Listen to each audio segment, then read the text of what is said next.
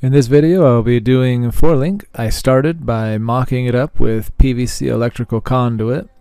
I work in here, you can see the bottom link, that's where it'll go to the axle. I'll have to weld the tab on, but I use the existing leaf spring hole bracket up top. PVC makes it nice so that if I gotta do stuff I can easily cut it, fit it to the right size. Learned it on YouTube from another dude. Forgot which dude, it's been so long. But with that all done and ready, I also got the top ones ready to go. And once I figured I had them all ready, checking, seeing if I like how it's swaying, kind of figuring about where the bracket goes and what I got to build, then I decided it's time. So I went and I bought some heavy duty steel. It's quarter wall, 1.5 inches outside diameter, about 1 inch inside. I hoped it would never bend, especially throwing the torque and power I want to throw at it. With that pipe, I ran into some issues. The bungs I bought here for the little bushings, they don't quite fit in the hole. So you see it's sitting on my fancy old school lathe. I reamed out the inside there, bored out, I don't know what the word is, but now the bung fits in there so I could easily get them to slide in, hold it, weld it, make it beautiful.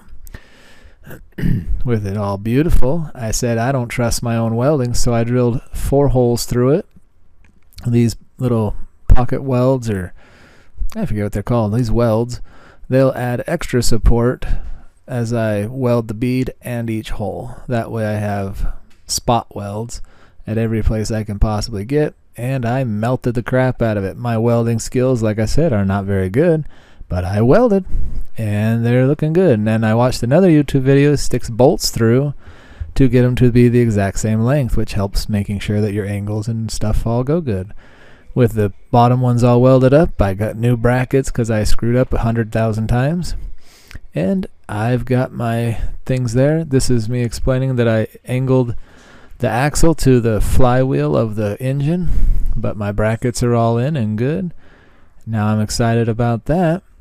And it's off to the headache of the triangulated part. Man, those are beefy little it's 1.5 inches, man. You can pull-ups off it. Anyway, the top one has a lot of issues. You can see my fancy artwork here.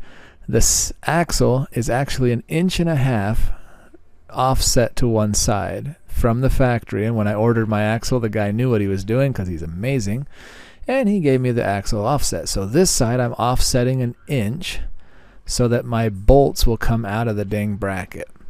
On the other side, I'm going to do 2.5 inch or whatever the measurement was, and then these brackets will be solid flat plates, but they'll be spacing it off to keep it the right way. So that way, all of my angles will line up.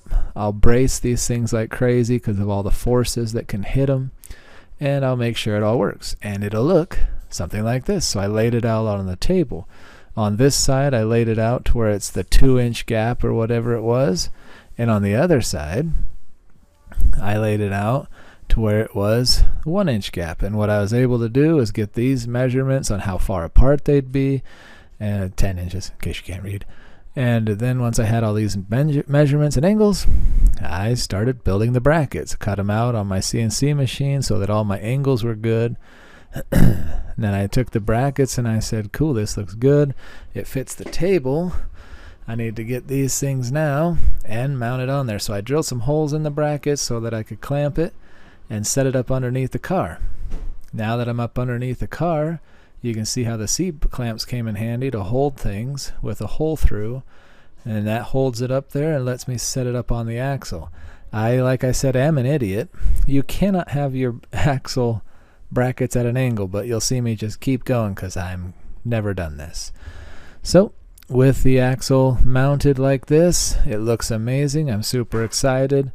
I think that's about where my shock was going to go, somewhere in there, possibly pull it in towards the pumpkin a little bit more like that so that I can fit my massive 4-inch exhaust out of this. Somehow it's got to fit through that nightmare. With the 16 gauge approved, I went to my table and I cut out the 10 gauge. Yes, I just push print and it cuts it out. I love when I'm able to just click and draw and print. It's the most fun thing when you're building. I love watching this scene. So, with my pieces already cut, I welded them all together, as much welding as I could possibly do. Welded all the brackets, made sure they're square and straight and nice and sanded and pretty on the outside. And then, over to the car we go to throw these things in, because I want to see it done. So, here we go. Back under the car.